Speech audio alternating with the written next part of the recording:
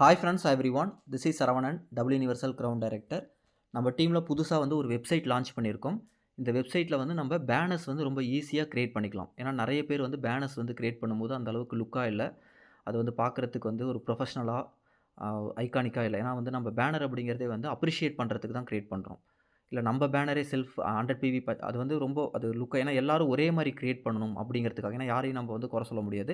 அவங்களுக்கு தெரிஞ்சதை அவங்க பெஸ்ட்டு பண்ணுறாங்க. பட் இருந்தாலும் நம்ம வந்து இதை ரொம்ப சிம்பிளிஃபை பண்ணுறதுக்கு என்ன பண்ணலாம்னு பார்க்கும்போது இந்த மாதிரி ஒரு வெப்சைட் நம்ம கிரியேட் பண்ணியிருக்கோம். இதில் வந்து அந்த பேனர் அந்த இமேஜஸ் எல்லாம் அப்லோட் பண்ணோம்னா ஆட்டோமேட்டிக்காக அந்த பேனரை நம்ம கிரியேட் பண்ணி கொடுக்கும். இதை வந்து பாருங்கள், ஃபஸ்ட்டு இருக்கக்கூடிய அந்த காலம் வந்து ஒன்லி 100 பிவி கன்சிஸ்டன்சி, அதாவது 2ஆம் தேதியிலேருந்து 5ஆம் தேதிக்குள்ளே நம்ம செல்ஃப் பிவி பண்ணோம்னா 100 பிவி பண்ணோம்னா ஒரு பேனர் போடுவோம் இல்லையா, அந்த பேனர் கிரியேட் பண்ணுறதுக்கு அந்த இது. ஏன்னா அதோட பேனர் சைஸ் சின்னது. அடுத்து 2வது காலம் பார்த்திங்க அப்படின்னா, இப்போ நியூவாக பிரான்ஸ் அண்ட் எபோவ் குவாலிஃபை பண்ணுறாங்க, இல்லை மந்த்லி இந்த டிபிபியோட குவாலிஃபை பண்ணுறவங்களுக்கு, இல்லை மந்த்லி அந்த இன்கம் ப்ரூஃப்லாம் நம்ம போடுறதுக்கு அந்த பேனர் அடுத்த சைஸ் இருக்குது.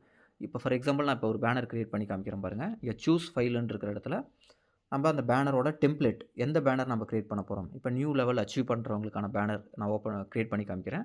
பேனர் அப்லோட் பண்ணிவிட்டேன். அடுத்து வந்து ஃபோட்டோ. இப்போ எக்ஸாம்பிள் ஒரு ஃபோட்டோ நான் இங்கே சிவமூர்த்தி அவரோட ஃபோட்டோ அப்லோட் பண்ணியிருக்கேன். அடுத்து டேஷ்போர்டு. இங்கே டேஷ்போர்டு நான் இதை கொடுத்துருக்கேன். இப்போ ஜென்ரேட் பேனர்னு கொடுத்திங்கன்னா இங்கே அந்த பேனர் வந்து ஜென்ரேட் ஆகிடும்.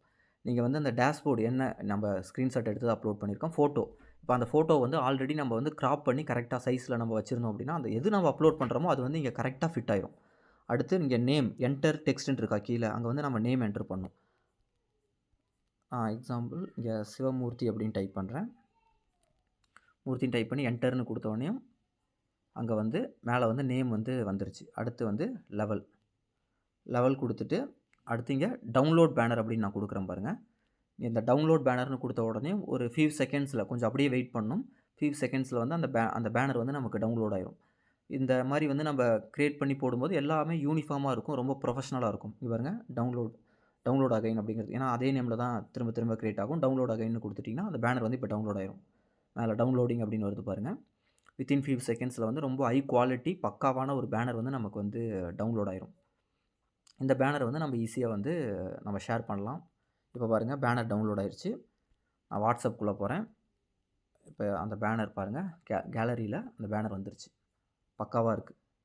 இந்த வெப்சைட்டை வந்து இப்போ நமக்காக க்ரியேட் பண்ணி கொடுத்துருக்கிறது நம்ம டீமில் இருக்கக்கூடிய one of the leader, star director Sriram brother. அவருக்கு நான் இங்கே தேங்க் பண்ணுறேன். ரொம்ப வந்து ஒரு எக்ஸலண்ட்டான ஒரு இந்த பேனர் நம்ம டீமுக்கு வந்து ரொம்ப உதவியாக இருக்கும். இதை எல்லாருமே கரெக்டாக பயன்படுத்திக்கோங்க. Thank you, wish you well.